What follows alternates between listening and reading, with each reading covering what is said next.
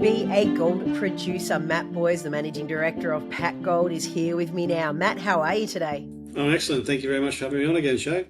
Now, it is a great time to be in gold, and Pacgold is keen to restart the White Dam gold mine again. In fact, bringing it into production possibly as soon as Q1 2026.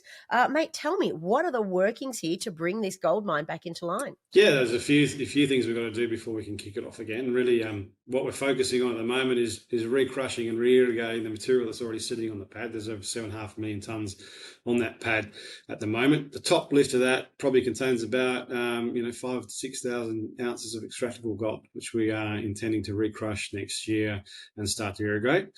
In the short term, the company has pushed the button on relining the collection ponds, the area where the pregnant solution, the solution with the gold goes back into. So that's happening next week. We're starting that. We have a drill rig on site as well, kicking off drilling. But the key is really for us to start irrigating the cyanide, the existing mineralizations on top of the pad. So we're turning over part of the pad on the western side, and we're going to start that irrigation shortly. And we expect our first gold bar in January, hopefully. The way things are going, everything looks like it's coming online in time and on schedule. So look, we're very excited about that. Well, I'll expect a photo when you do have that gold bar ready to share. But this isn't the only trick you have up your sleeve. There's additional activities that have happening at some of your other projects. What are they? Yeah, look, we obviously our key asset is the Alice River project, where we still think there's 2 to 5 million ounce potential up there.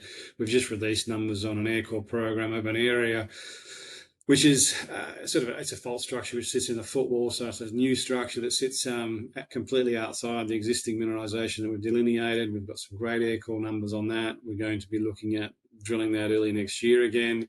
And we've also got the St. Gold-Antimony gold project as well. And we'll have updates on that very shortly. We're about to start drilling there. We've got a full team on site.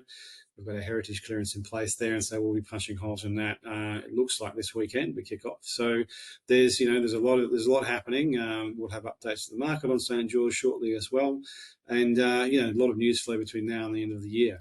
Well, it's going to be a busy final quarter for you. But before I let you run away today, the Noosa Mining Conference starts next week on the 12th of November. I believe you're going to be there. Are you presenting to the audience this year? Yeah, I'm presenting this year, and we've got a booth there, so everybody's welcome to come and drop by. Everyone who's attending Noosa, it's always a great conference, and I look forward to catching up with everyone there on site. All right, Matt. Well, it was fantastic to see you today, and I look forward to seeing you in Noosa next week. And let's hope the humidity isn't as rough as it was last year. Yeah, thanks very much, Shane. Looking forward to seeing you there.